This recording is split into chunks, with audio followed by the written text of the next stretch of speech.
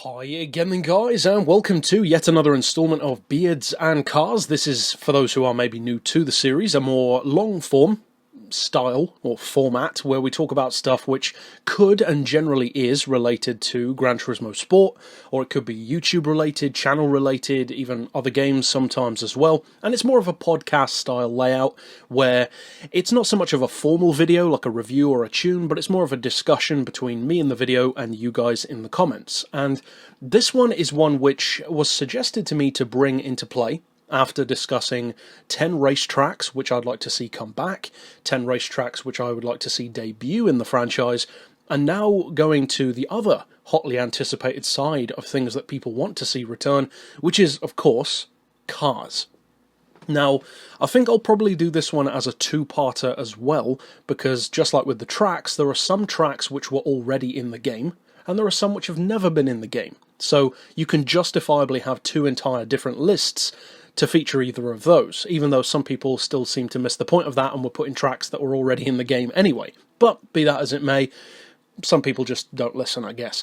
Now for this one, doubtless that will happen again, but in particular, this first discussion, or countdown, is going to be about the 10 cars which I would like to see return from Gran Turismo's past. These have all been featured already in the franchise, and I'm not talking about variations, I mean the exact version. Now that stipulation in particular is what prevented me from adding a couple which I would have liked to have added because I don't want that version.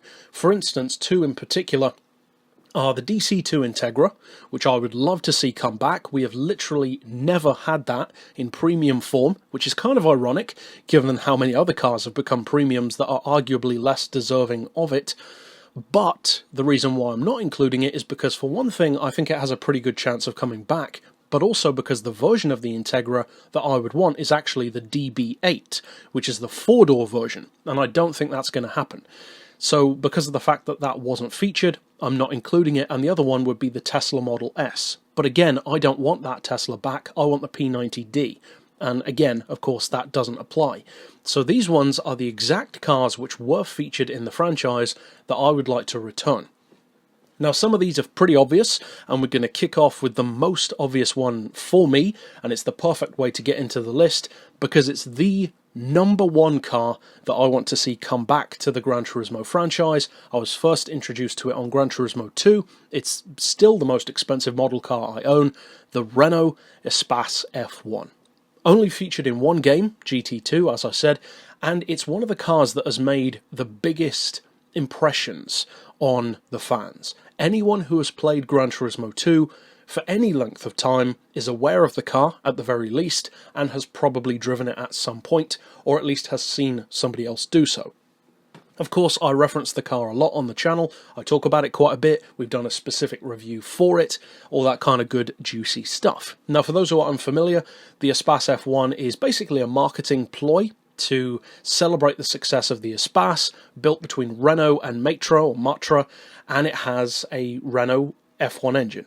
850 horsepower or thereabouts, fastest accelerating people carrier ever, which is an interesting title to have, and one of the fastest accelerating cars ever built. 2.6 seconds to 60. It can do about, I think it's 194 miles per hour flat out, which again, for a minivan, is pretty good. But the great thing about the Espace F1 is that it's not just straight line speed. If you watch this thing taking corners, it's a monster. It can absolutely fly around the track. There's almost zero body roll, which is an achievement in its own right for something like this. And although, yes, technically speaking it's a minivan, the reality is it's more like a GT class racing machine in all but technicality. It's a minivan, but it's not really a minivan. It's just a race car underneath, just like the Ford Transit Supervan is also technically a race car underneath. But that is, I think, the perfect way to kick off the list. It's my number one pick for sure. So what's next? Well, this one is jumping forward in time a little bit to another car which I loved back on the game, and the difference with this one is this is one of the relatively few genuine unicorns in the franchise that many Gran Turismo players still have never driven because of the way that you had to unlock it. The Ford Model T. Maybe a strange choice to some people, to those of you who are familiar with the car and the game, Gran Turismo 4, you can probably totally get why I'd want this back. Now, with some of the picks in my top 10 in particular, and it was relatively difficult to narrow it down to 10 cars actually, this is one which to me serves next to no purpose for racing, but it's the exact kind of car that I would still love to see in Gran Turismo Sport, or even after Gran Turismo Sport in whatever the next game will be. It's actually, as a slight side note, been confirmed that the next Gran Turismo game is not going to be Gran Turismo Sport 2. It's going to be potentially one of the normal games again. Could be GT7, we'll have to see. But that's a side point, as I said. The Ford Model T, as I said, was a car that a lot of people haven't driven. And the reason why is because the way to unlock it was you had to get the gold on every single S-Class license event. And back in the day in the franchise, I think the licenses were a little bit more difficult than they are now. Personally, maybe it's just because I got used to driving on the games more, or whatever the case may be, but I found the licenses on both GT5 and GT6 very easy.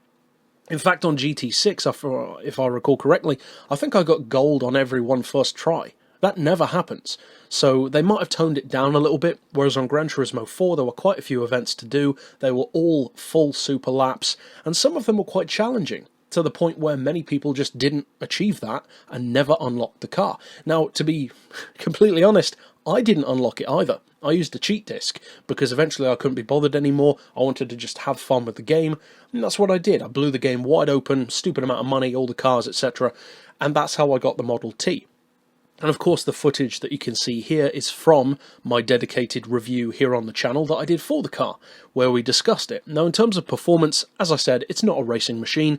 It's faster than a certain other pair of classic, or vintage even, cars that are in the franchise, in the same game in fact, which, spoiler alert, are also going to be featured in my 10. But this one can do, I think it was about 40 miles per hour, something like that.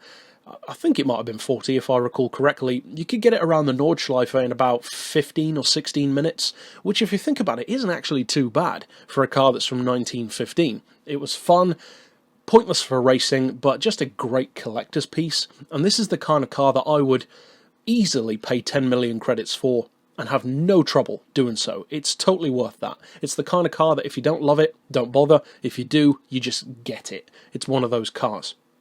Now, the next one leading on from that same thing is, of course, the one that I referenced, the 1886 Mercedes/Daimler patent motor wagon and the Daimler motor carriage. Now, I don't mind which one they add. One is fractionally quicker than the other. I believe, if memory serves, one of them could do 9 miles per hour, the other one could do 12, so not exactly a big difference, kind of like the standard model and the sport model, the black edition, if you will. Both cars had like less than 1 horsepower, tiny engines. One of them looked kind of like you were driving a cooking stove, and the other one looked like a park bench with a penny farthing on the back.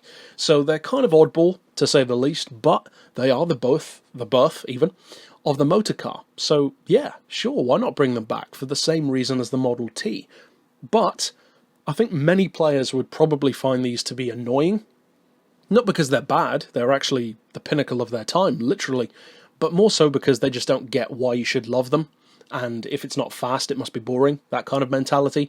So this is more for those of us who like the nostalgia factor, and who like collector's pieces, but cars which are true collector's pieces. They don't have to live up to anything, they are just interesting pieces of automotive history. Plus, the Model T and either of the 1886 motor wagons would tie in very nicely with the strong emphasis that Gran Turismo Sport has on history. They really do like flashing up all these historical things on the home menu, because of course the number one thing that Gran Turismo Sport players care about is what kind of Tag Heuer watch Margaret Thatcher was wearing when she came to power. Maybe not. But still, they obviously like giving us history lessons, and these cars, I think, are much better in terms of historical capsules, if you will, like a time capsule, than any of those stupid little pieces of info that they give you, which nobody really reads or cares about. But, be that as it may, it's a very personal pick to me, and definitely the slowest car on the list, pretty much the slowest car of the franchise, in fact. The next one is another personal one, and this is probably one of the ones on the list which I think most of you guys would probably agree with, the Lister Storm. But in particular, I don't mean the Lister Storm race car, because we had that on quite a few of the games. We had that on Gran Turismo 2, 3, 4, 5 and 6 in racing form, but only on Gran Turismo 2, and I don't think it was on the first game, but I may be wrong. On Gran Turismo 2, that's the only time that we had it as a road car, because then you could turn it into the race car with the yellow and green. The race car's okay, but it was always misrepresented. It was far too heavy, not really competitive enough. Although it could win races, only against drivers that weren't really good enough to beat it. Whereas the road car, again, as I reviewed on the channel, it's brilliant. It's one of the most powerful cars on Gran Turismo 2, and the handling is deceptively good. It's such a good car. Plus, I mean, come on, the road car is so much cooler than the race car. The race car doesn't really feel like a unicorn, whereas the road car, it really does. They only built, what is it, like 4 of them? Something like that. And of course, as I mentioned in my top 50 favourite car countdown, it was the fastest 4-seater car for over a decade.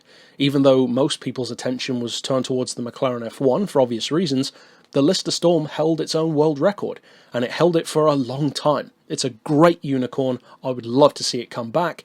Is it going to? Highly unlikely. Highly unlikely. There's probably more of a chance that the forthcoming Lister Storm 2, which Lister has confirmed that they plan to produce, although we haven't seen it yet, some of the promotional art for the car looks very similar to the Jaguar CX-75, which would be pretty awesome, and also appropriate given how Lister has always had that Jaguar tie-in, and even their most recent car, of course, the Lister Thunder, is based on the Jaguar F-Type, with 666 horsepower. So, who knows? I don't think this one will happen, but it's one that I really would like to. Next up, I'm putting a car which was featured much more recently, Gran Turismo 6 even, and it's been in the franchise for possibly the whole way. Again, I can't recall if it was in the first game. I haven't played the first Gran Turismo game that much, so I forget a lot of the stuff about it. But it's a personal favourite of mine, the Daihatsu Storia Cross 4. This is a car which many people probably wouldn't put anywhere near their top 10, but I love it. It's a deceptive little sleeper car. It's a rally monster, which would work very well on Gran Turismo Sport, in fact, because we have far more use for rallying than we did on GT6. I mean, there were no career-based rally events whatsoever, so of course we'd get a ton more use out of it. The tiny little 700cc engine can be tuned up to some pretty crazy levels of power, over 340 horsepower on Gran Turismo 6. It can launch like a monster, it's all-wheel drive. It's just pretty much the epitome of a turbocharged jelly bean, as I would often say. It's a definite sleeper hot hatch, and it's designed to be a base model rally car straight out of the factory. That's pretty cool. Almost like a modern-day homologation car in some ways. Next up, I'm putting a car which, again, is featured in my top 50 favourites, very high on the list, the Mercedes SLR McLaren. I think that the SLR has actually a reasonable chance of coming back. Of course, it was featured since Gran Turismo 4 onward, and not on GT Sport, of course. I think this one has a decent chance, actually, especially given that they've started to bring back some of those iconic supercars, like the McLaren F1, the Diablo GT. Of course, those are older, but still, there are a couple of other supercars which I think have a pretty decent chance of coming back. I think that the Jaguar XJ220 might come back to Gran Turismo Sport, and I think that a couple of others might come back as well. You might even see some new ones pop in, like maybe an EB110 or a Porsche 959, but again, that's for a different list. The SLR I would love to see back. It would be pretty useful as an N-class road car, and I just love the car, so I'd love to see it brought back, especially if they made it sound more accurate with that Spitfire-esque burble, or Messerschmitt-esque burble, I should say. Next up, I'm putting a car which I know a ton of you guys would love to see back. Unfortunately, though, it would almost definitely end up in Group X, the Chaparral 2J. Of course I want the Chaparral 2J back. It's my second favourite race car of all time, a very close second, and it's, as I've said before, in my opinion, the most technically advanced racing machine ever. It was so far ahead of its time that even by today's standards, despite being, 40 or 50 years old now, about 50 years old actually, it could still take on a number of modern race cars and even beat many of them around the track. It's an incredible car. Of course we want it back. Ever since its introduction on GT4, it swept the fan community with just how good it is. It's brilliant. The next up, pick on my list is a very personal one to me. Introduced, I think it was on Gran Turismo 3, if I recall correctly. I think it was GT3, and it's been featured as recently as GT6, the Panos. Of course, I've said in my top 50 countdown, I'm a huge Panos fan. They're my favourite racing manufacturer, my favourite racing team. The GTR1 is still the only Panos that we've had in the game, and I would love to say that I'd love to see a different one come back, but seeing as I set the rules that it has to be a returning car, not a new one, this is the only one that we can go for. Once again, like with the Lister Storm, I would want it to be brought back with more accurate specs, because the weight is completely wrong. Panos themselves quote 900 kilos for the road car, let alone the race car, and the race car in the game weighs 1150, which is ridiculous. It means that despite being categorised up with the LMP cars, it doesn't really stand a chance against them. But it's a very personal pick. I would love to see it come back, and with better specs, it could actually be a pretty good Group 1 car, I think, especially once balance of performance is fully factored in. Now, the second to last pick is another very personal one to me, but it's one which I know a lot of you guys want to see back. I had a look through my reviews on the channel at Gran Turismo 6 in particular to take a look back through all of the prototypes and Group C cars that we've had in the franchise. And of course, we would all love to see most, if not all of them, come back. The Pescarolos, the Sauber C9, the CLK LM even. Stuff like the R390 would have a place, certainly. The R89C, all of the others, the Toyota GT1, of course. The Mazda 787B is doubtless most people's probably number one Le Mans car that they want back. Even something like the Minolta, potentially. But for me, there's no question. It's the R92CP. Again, featured in my top 50 favourite cars. It's my favourite Le Mans car of all time. And it marked the end of so many eras. It's the last of the Longtails, the last of the crazy turbocharged Group C cars. It was, I believe, the fastest car ever around Fuji, 249 miles per hour, and also the most powerful engine alone Le Mans car of all time. And when you think about the fact that it put 1200 horsepower down in qualifying without a hybrid system, that's insane. And it fully explains why the R92 is as fast as it is. It's a gorgeous car as far as I'm concerned. It has a very distinctive handling style, which makes it very, very competitive on both technical and high-speed circuits. And it's gorgeous. I mean, it's the ultimate Nissan race car in the franchise. And to roll out the list in true fashion, what better way to end it than with a disappointment? Or at least for many people, a car that you probably go, what? But for me, it's a car that I definitely want to return. The Mini Marcos. I know it's a strange choice. Many people would probably prefer to see the actual classic Mini return, maybe even the Gran Turismo 2 exclusive Mini Monaco... No, the Mini Monte Carlo, I should say, the 1275S rally car, which was very expensive. But for me, I'm a massive fan of Marcos. I love the Mini Marcos in particular. And this thing even ran in the Le Mans. And it was the only British car to finish the Le Mans in the year that it ran. It's a fast little car. It's such an underdog. It looks incredible. Kind of like a sports car that got put in the washing machine with too much starch. It's got such a unique shape with that really high front end and the dramatically sloping down back. It's very much a car of personal preference. I mean, obviously the whole list is. So that's my 10. The Espace F1, the Ford Model T, either of the 1886 motor wagons, the Lister Storm road car, the Daihatsu Storia Cross 4, the Mercedes SLR McLaren, the Chaparral 2J, the Panos GTR1, the Nissan R92CP, and finally, the Mini Marcos. That's it for my 10. There were so many others that I considered. The Callaway, the Spiker. I wanted to include a Pagani, but to be honest, I don't care for many of the Paganis that are in the game. My favourite one is, of course, the Zonda F, which we've never had, so I couldn't feature that in the list. Most of the other Paganis I don't really care for too much. Even the Huayra. Yeah, it's fast, but I wouldn't miss it if it's not brought back. The Vector as well. Either of the Vectors, either of the Venturis, the classic Speed 12, the Cerberus Speed 12. There are loads of cars. Even something like the Phaeton from Chrysler. There are plenty. I even considered putting the Ginetta on the list as well, which is such a nice little car. So as I said, you could easily make it like a top 30 or 40 or even 50 as I did recently. But I wanted to keep it to 10, mostly for time reasons. So let's say down in the comments, if you can put 10, maybe with like a couple of honourable mentions as I did, then sure. If you want to take it to like 15 or 20, then yeah, do that, because obviously it doesn't take as long for you to type it as it would for me to make the video, and I don't want it to be like a 40-minute long video. But try to keep it reasonable. Don't just like write every car that the franchise has ever had. It's got to be something that could actually happen. Some of the cars that I've included definitely could. Some of them probably not. Some of them I'd say definitely not. I don't think the Marcos is going to come back anytime soon, but again, it's a Dreamland thing. So those are my 10.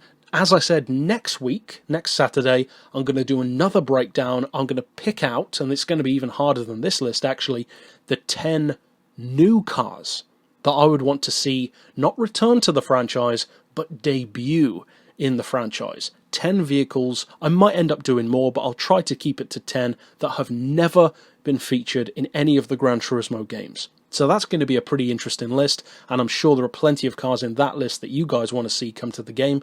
But for now, keep it on point with returning cars rather than new ones down in the comments, and I'd love to see what you'd like to see brought back. There's certainly a massive selection to choose from, like 1,300 cars worth basically.